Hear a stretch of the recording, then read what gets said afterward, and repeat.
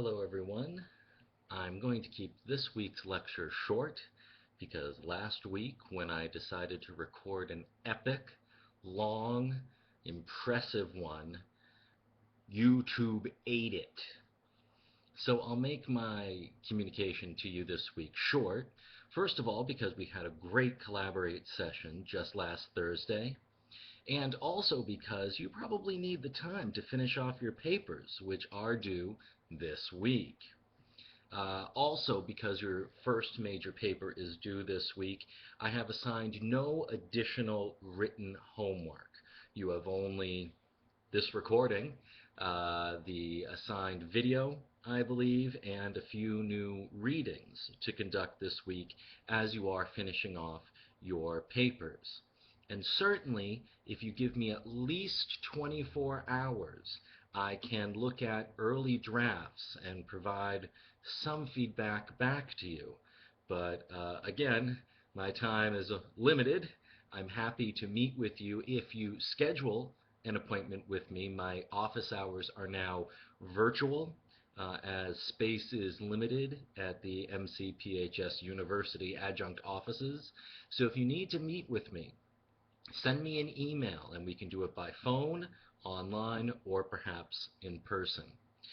We're moving into the third section of the course this week, and this is really my favorite section in a way.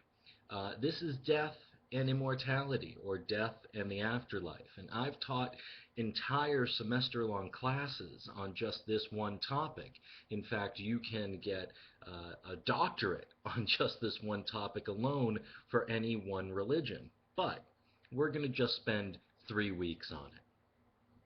As you move into your readings on this, there is something I'd like for you to consider, and it's basically the main message I wanted to communicate here to you today. The study of death, mourning, grieving, bereavement, acceptance, even hospice care before death, and consideration of an afterlife can generally be grouped under the word thanatology. Thanatology, basically the study of death and dying and bereavement. Now, that should not get confused with another big term called soteriology. Let's see if I can spell it. Sotiierology, and I did it without notes. Soteriology is, more generally speaking, the study of salvation, the study of being redeemed and saved from one's fallen state. Now, this may sound like a very Christian idea, and certainly it is, but it also applies in the other religions. Islam, notably, has a soteriological thought to its endings. And I'd argue that even Buddhism has a soteriological element, even though in that case there's no specific savior or messiah. Rather, it is the Buddha leading you to release yourself or your escape from desire. The reason I bring up these two terms is not to show off some multisyllabic terms, although they're awesome, aren't they? Thanatology, soteriology.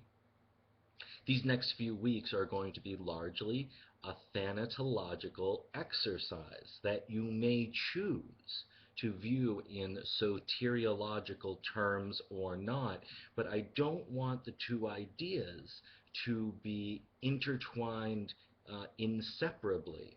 We can talk about death, dying, and even the afterlife, even a hereafter, without necessarily having to talk about salvation, having to talk about sin, redemption, or the big word, the soul.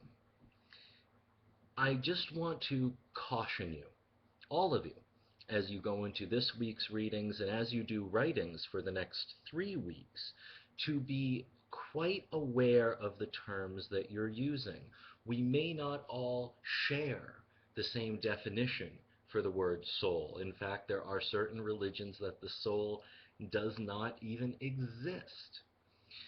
we have to be careful with certain terminology that we'll use, like post-apocalyptic or the apocalypse. Apocalypse literally just means a revelation.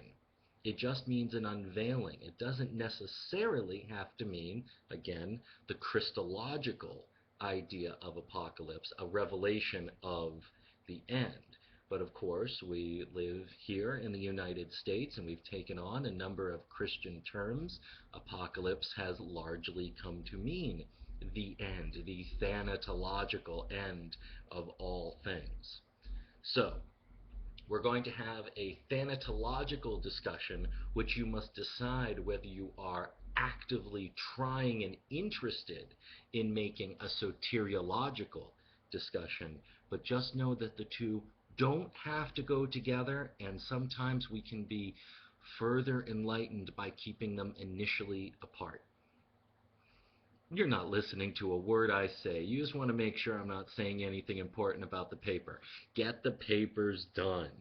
I'm glad we had a great Collaborate session to address some questions about that. Further questions, certainly, you should be in touch with me. And in fact, post questions to the Q&A, the open general question board on the discussion board, so everyone who may share your question gets to hear the answer as well and doesn't feel alone. Until then, I'll be here, and I wish you all good luck. Talk to you soon.